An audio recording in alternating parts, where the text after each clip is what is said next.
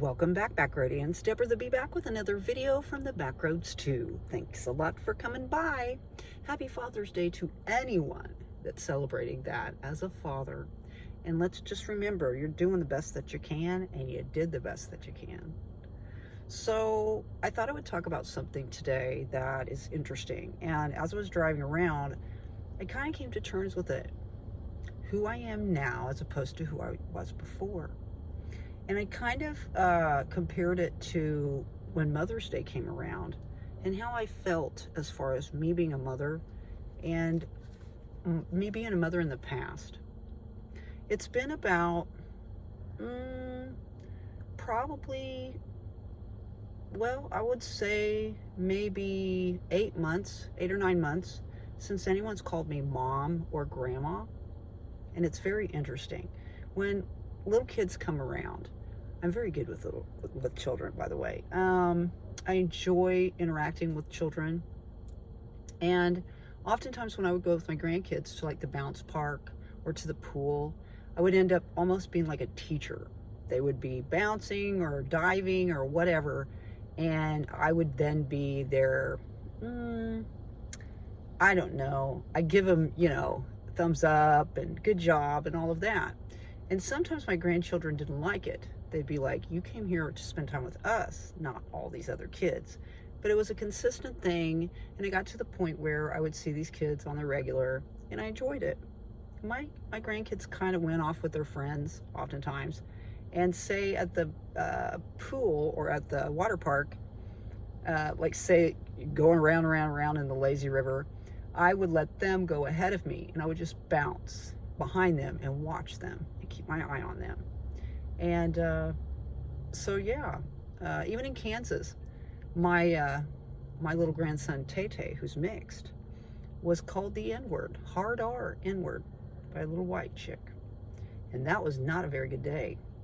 I made sure she understood I would never ever forget her face, and every single time I saw her out there, I'm going to make sure that she didn't hurt my grandson like that ever again.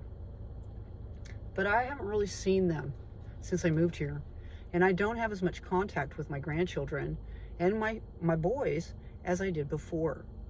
One of the reasons why is because I kind of stopped doing things for them, because it got to the point where I would do things to the point of like I would disappear. What I wanted wasn't something that was considered. And I was always available. And when I wasn't available, things changed.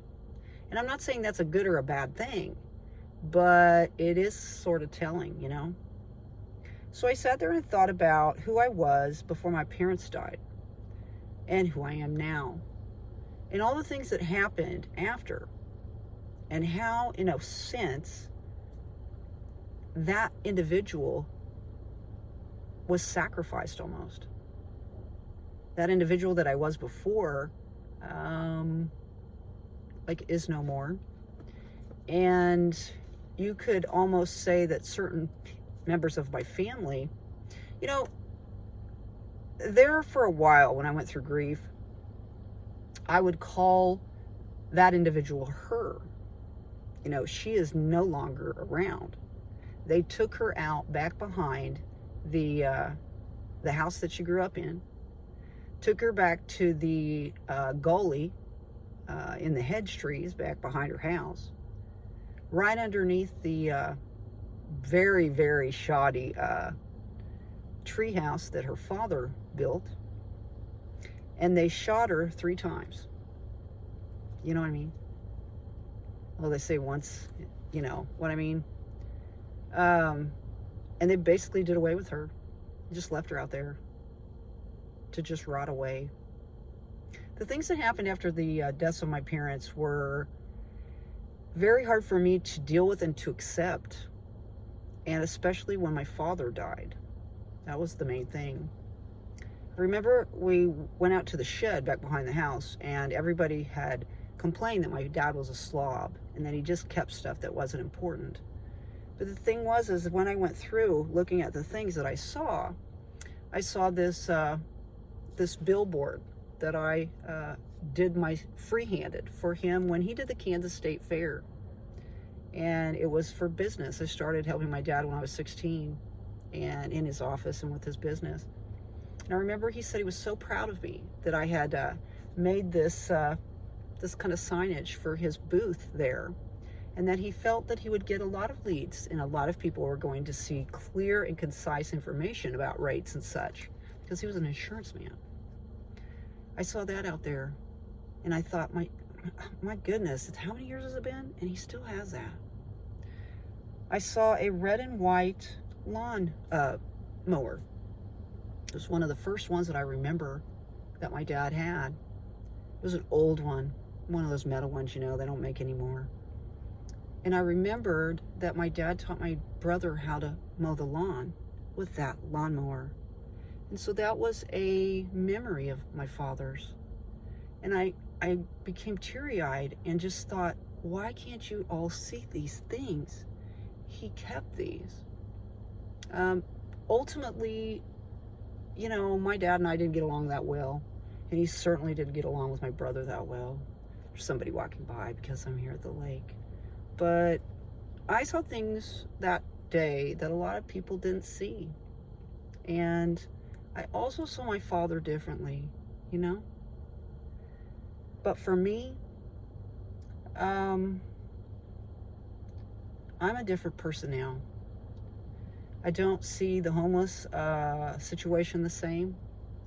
I'm a nice person, but I'm not friendly anymore. And I think that this kind of a lifestyle, it hardens you. And I think one of the things that it does is it hardens your heart. I'm tired all the time.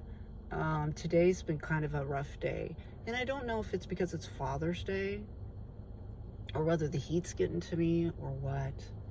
But I am kind of at a crossroads right now on what I want to do. And, and my back's not against the wall, but I have to have faith in myself, you know? And one of the things that I will say is my father had faith in me all the time.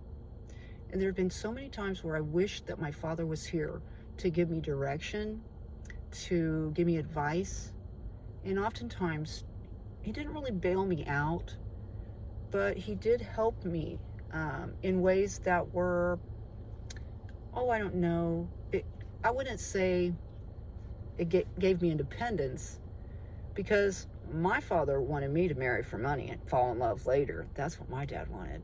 He wanted me to marry a rich man and just spend every day at the country club. And I told him that that wasn't going to happen, that I wanted to make my own way. But I went ahead and I did things kind of conventionally. And really it was to my detriment. But I'm a different person now, and I'm very independent. I do things alone, and I face challenges alone and overcome them. And I find pride and, I don't know, I guess pride in myself for these things that I face and I overcome these challenges. Now, who knows what tomorrow will bring, right? But I know that I'm still the same person that I was before in a way. I still have hope for the world, but I don't necessarily see hope as far as for me in any kind of a conventional way.